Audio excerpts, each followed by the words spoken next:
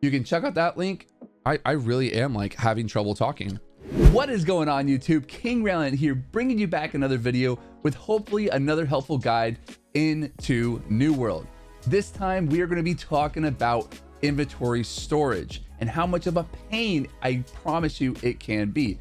If you've played the game already, you've been going all the way through 60, and if you've done a lot of crafting, you know exactly what I'm talking about. Now, this guide isn't supposed to be the best way to do this. I know you're thinking, well, what's the point of even making this video then? Because I would like to offer a guide video on what's a really good organized method to go about this, and then give you a foundation to build upon. Maybe you can switch it up, make it to your personal liking. But this is a system that I followed and really helped me stay organized with all of the numerous items that we will find throughout New World. And because this game has an ever-changing dynamic to it with the control of the territories. Some of the ways that we're going to be talking about how you can get the most out of your storage is going to be through the storage chests and the housing systems, your storage sheds, of course, and territory standing, which, by the way, you're going to want to take storage weight every single time. And if you need to, the trading post can be used as a makeshift storage as well. But let's get into the deep. And as always, if you like this video, please drop it a like, please hit the subscribe button, share this with a friend. I always appreciate you guys doing that, and I appreciate you guys being here. Thank you so very much. Now let's get into the deep. First things first, where are you going to put all of your items? You get a storage shed in each one of these zones and each one of these cities. My biggest recommendation right off the bat is to go to 5 of them.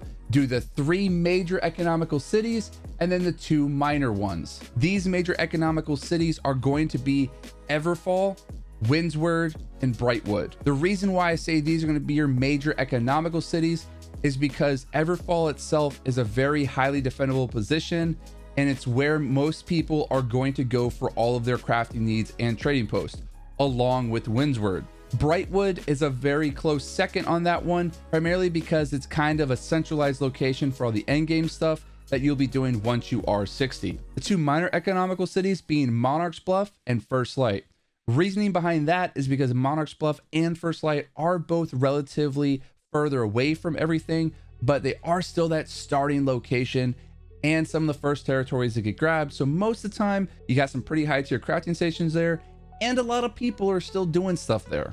Now there's a few factors that you want to weigh in when you're trying to decide where you're going to put this stuff, because even though I'm going to lay out a whole planning system on where you should put this, it could change. What I put in Windsward, you might put in Everfall, and vice versa. And those 3 factors are going to be faction control, the length of time a company has controlled said faction, and your housing location and your farming routes that are around it. The reason why I cover these things, first and foremost, the faction control. If you control 3 of those major economical zones, then it's going to be a no-brainer that you're going to want to put stuff there that you're going to be shifting around a lot, because you have the option to just transfer it from one location because you control all those zones on your faction. But let's say you don't. That's why I go into the second point of company control and how long they've controlled it, right? The reason being is because now you can start to see what they focus on for their crafting stations, especially because if a company's control a territory for 3 weeks now, after those invasions hit and you see those downgrades, you kind of see what they upgrade as fast as possible and what their focuses are. So it becomes easily predictable on where you can store certain items to get the biggest bang for your buck, and how it will correlate to your crafting. The other side piece of that as well is also going to be the taxes, right? So if a company controls this one zone and they shoot up the taxes on trading posts, but they have everything really low on the crafting, well, then you know that that's not where you're going to trade, but it is going to where maybe you do a lot of the crafting. This is why I say there's a lot of subjectiveness to this. And as Captain Barbosa would say, the code is more what you call guidelines than actual rules. The last tidbit is going to be the housing location that you picked and the farm routes.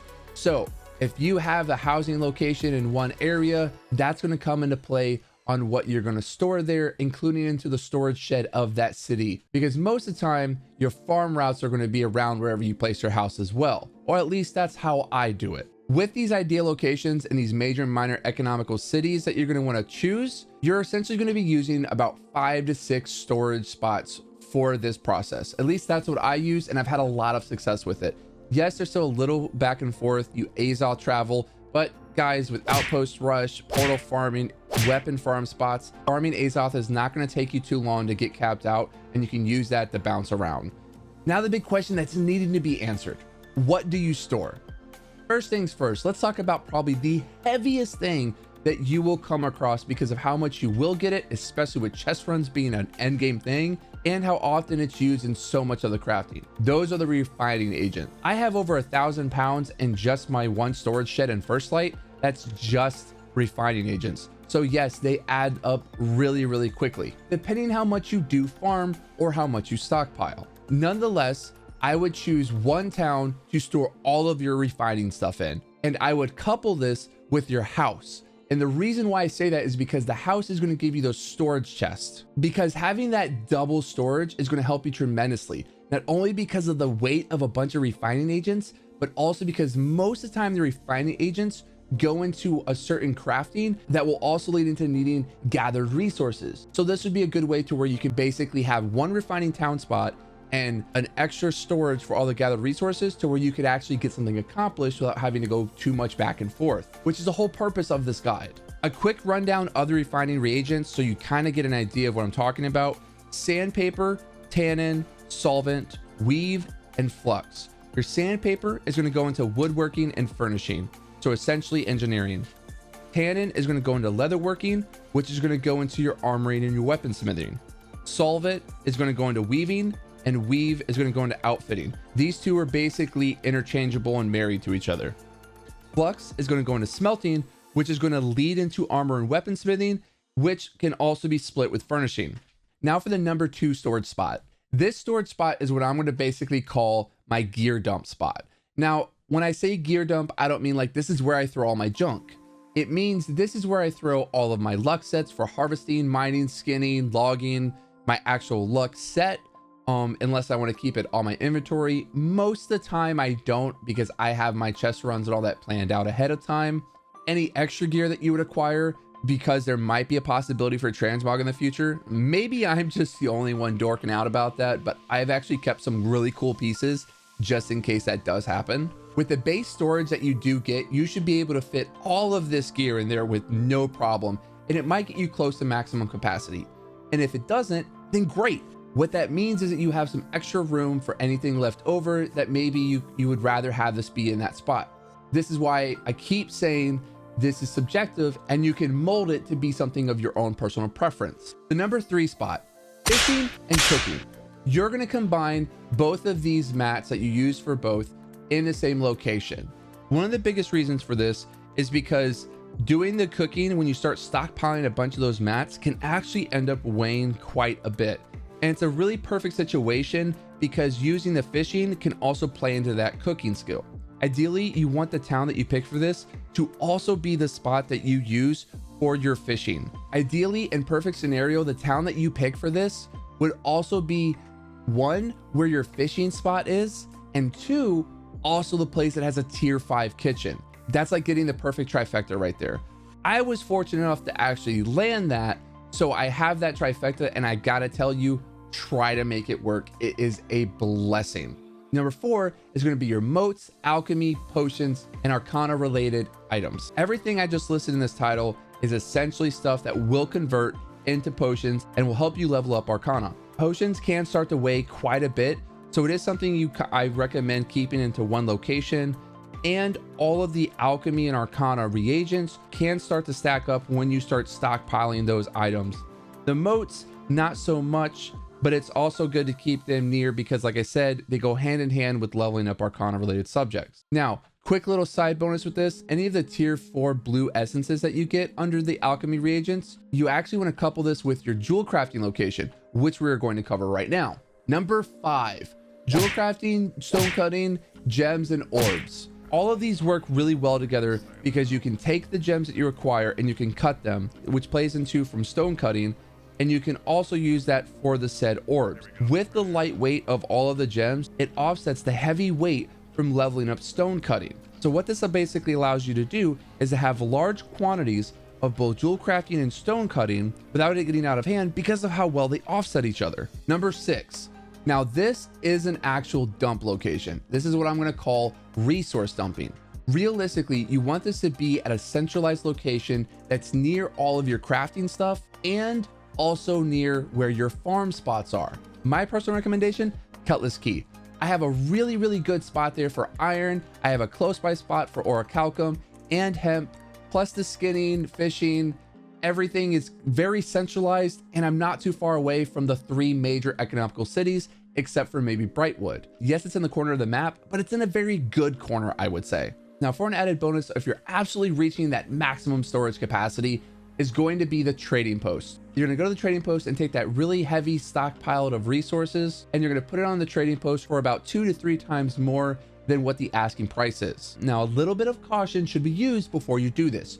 Reason being is because you don't want to put something up there that you will really miss, just in case when you wanted to use it as storage, it accidentally gets bought. Now, granted, you would have made a really good profit if you're putting it 2 to 3 times the market value. However, time is also money. Keep that in mind. How this works is a really basic concept. You're putting it up on the storage unit, it takes the weight off of your inventory, you cancel it, it goes back into your inventory. It's like a rich man's storage chest, basically, because you're gonna have to pay the trading post fee to put it up there. When you do put it up for 14 days, that way you're getting the most out of it. There's also a couple other little tricks that you can do if you're starting to hit that maximum. One of them is actually going to be just go ahead and look at the mats that you've been stockpiling, craft and refine them. Maybe you've just gotten into this really big zone and you're just all of a sudden going crazy with the stockpiling because you just like autopiloted mode with farming. Well, now's the time to take that break and start going through all that and actually refining it and crafting it into something, unless you're using it to save up for something. But most of the time you're just farming like a madman, you're throwing it in this stash and you're rinsing and repeating, because I know that's exactly what I do. And then 6 hours later, I'm like, oh wow, I've got like 2,000 pounds worth of this stuff. Well, it's a great time to do something with it. But there you have it, guys. There is my foundation for how to do inventory and storage the right way. This is a system that I personally have been using since about day 1. And honestly, I've got 0 complaints. I've got a lot of friends that have been doing it as well, and they really like how easy it is to be able to go from zone to zone. It's minimal back and forth, and how it all just kind of meets up. It's like a nice little fun cycle that just keeps running properly. But like I did mention, a few things to again keep in mind. This is subjective. This isn't the best way to do it. This is a foundational way for you to build your own method, or copy it if you would like. And it will use some Azoth sometime and some gold. But remember those spots for Azoth farming: the outpost rush, portals, and all your weapon mastery zones, which I actually will be covering all 3 in some future videos. But there you guys have it. I hope you guys got something useful out of this video. Just remember something: this isn't a best guide on how to do this. It's subjective, it's foundational to hopefully give you an idea on how to build your own method. As always, guys, if you guys like this, please drop a like, hit the subscribe button, share this with a friend. I always appreciate it. And as always, I do stream 4 nights a week. You can check out that link down in the description below. But that's all I've got for you for now. Until the next one, share some good vibes. And as always, stay shiny.